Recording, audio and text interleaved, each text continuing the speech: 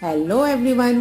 कौरमा बिरयानी ज़्यादा खाते खाते हो गए बोर, तो बस अब करेंगे चाइनीज़ को ट्राई, क्योंकि आ गए हैं विंटर और विंटर की अच्छी सी सब्जियों के साथ हम बनाएंगे ये फ्राइड राइस और शाशलिक। इसका ज़बरदस्त कॉम्बिनेशन बनेगा गोला कबाब के साथ।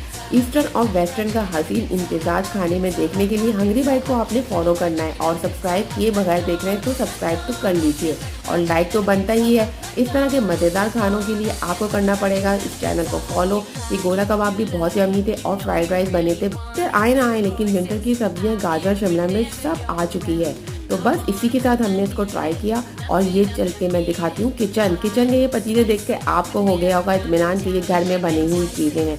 शाशलिक, फ्राइड राइस, गोला कबाब घर में बनाइए, अपनी फैमिली के साथ एंजॉय कीजिए। इस तरह के मज़ेदार खाने बना के गेट टुगेदर करते रहें, इससे प्यार भी बढ़ता है और मज़ा भी आता है।